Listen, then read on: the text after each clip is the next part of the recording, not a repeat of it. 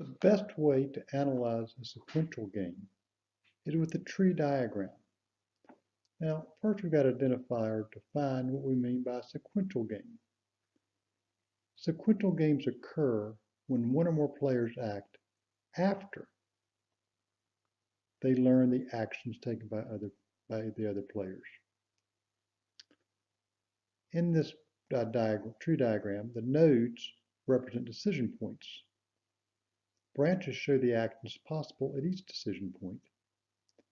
The ends of the branches determine the payoffs.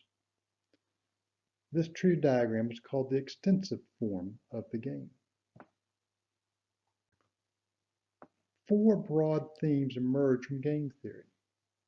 First, look ahead and reason back. Starting with the nodes nearest the end of the branch, identify the best choice for the player and eliminate inferior branches.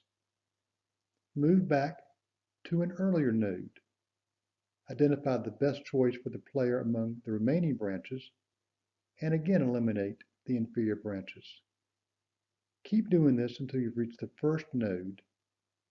The remaining game is the Nash equilibrium path. In more formal terms, it's known as the subgame perfect Nash equilibrium path. You can impress your friends and neighbors by telling them that you've learned about subgame perfection. They'll think that you're really smart. Next, finding the equilibrium path requires knowing the relative payoffs for all players, but not their exact values. This lessens to some extent the information requirements you need to engage in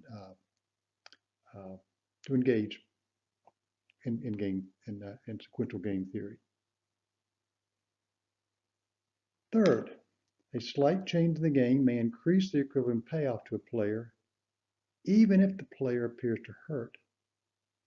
change appears to hurt the player. An example might be Cortez burning his ships, which looks like it's going to hurt him, but if it does help him earn victory, it might be the best thing for him to do. Finally, shape the game to your advantage. This involves making your threats credible. Making a threat credible usually involves a cost.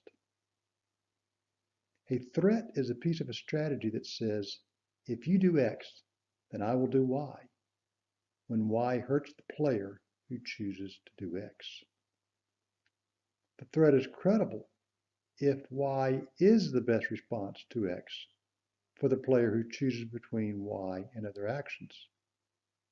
The threat is not credible if Y is not in the best interest of the player who chooses Y.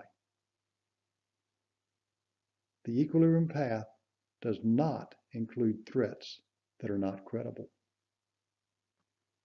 Second theme, try to obtain first or second mover advantages if they exist. And third, the government can be your ally in establishing these advantages.